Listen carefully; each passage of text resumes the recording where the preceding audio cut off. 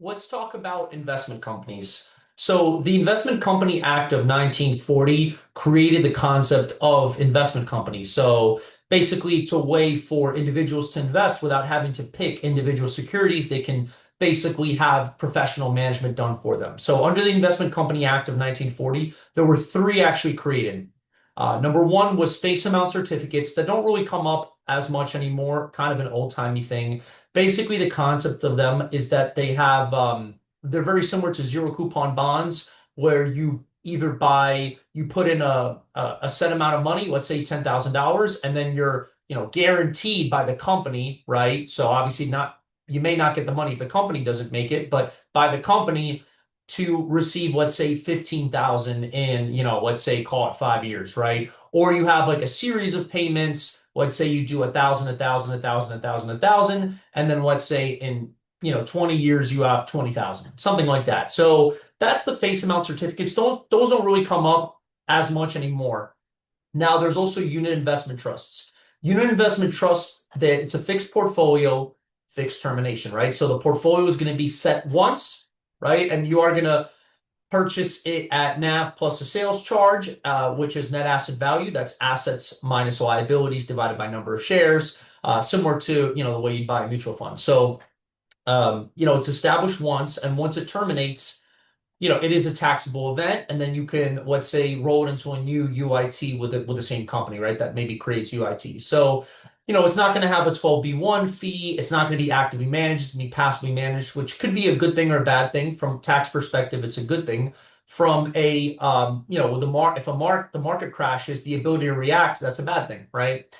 The third category, which is the most common, are we're called management companies, and those are subdivided into open-end companies and closed-end fund companies. Technically, an open-end company would is basically what makes it an open-end company is the fact that it has an open capitalization, so it could continuously keep issuing more and more and more shares. So it's always going to be a primary or an issuer transaction. So that's why actually every time you buy a mutual fund, you need to have a prospectus. Now, with a mutual fund, you can get away with a summary prospectus that has a link to the full prospectus versus, you can't do that with like a new issue, like an IPO.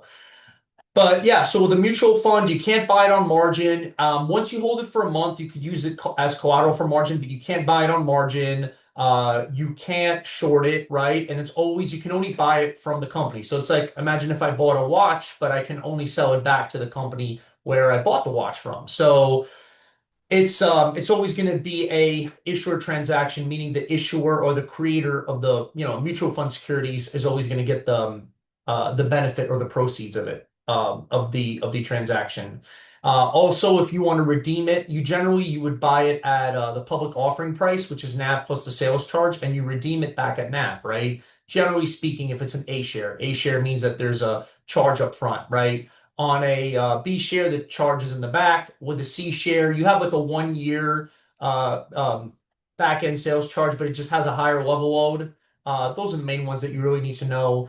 So yeah, so the way you redeem your mutual fund is you can't sell it right away. You have to basically wait till 4 p.m. So if you were to sell right now, right, which is on Tuesday evening, you'd have to wait till Wednesday at 4 p.m. So it's going to get calculated NAV at 4 p.m. and you're going to get paid out, right? And there is a benefit if you get out of one mutual fund and you go into a different and the same family of funds, right? So meaning the same company runs it, you avoid paying a sales charge on the way in, right?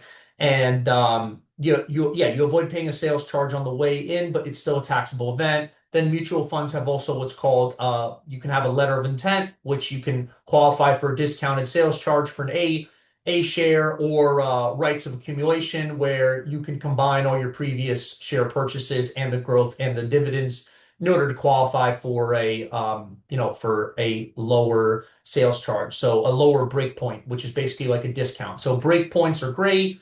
Breakpoint sales are bad. Breakpoint sales are when you're basically purposely selling right below the breakpoint, right? Now, when we get to closed-end funds, the reason they're considered closed-end funds because they have a fixed capitalization. So let's say if I were to create a closed-end fund, once I sell all the shares, I'm really no longer making money unless I'm like managing the fund and I'm charging like a management fee, right? As part of the expense ratio. So yeah, so closed-end funds, they trade on the exchange, right? They can trade at a discount or premium to NAV, irrespective of NAV. It's still calculated every day. You would buy it, quote unquote, with a commission. Now, obviously, there's a lot of commission-free trading, but if there was a commission, you buy it with a commission.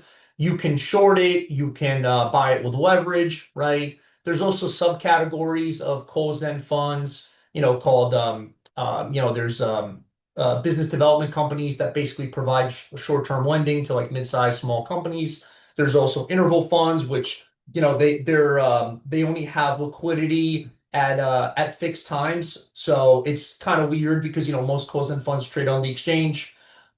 Now, the last thing I wanted to mention is about ETF, exchange traded funds. Obviously, ETFs are really kind of taking over now because of their efficiency from a taxation perspective. I'll probably have a separate video on just ETFs, but just the old ones were actually structured as unit investment trusts, like the originals, like SPY, because technically, even though the portfolio changes, it's only copying an index, so it doesn't really, they're able to get away with that. And then the new ones are mainly now issued as they're considered open-end funds. So, for example, like mutual funds are open-end funds, but not all open-end funds are necessarily mutual funds. So, but the vast majority are going to be. And then there's also, like inside a variable annuity, the different sub-accounts are actually registered as investment companies. It could be UITs, it could be mutual funds. So hope you guys enjoyed the breakdown and listen for more. Thanks.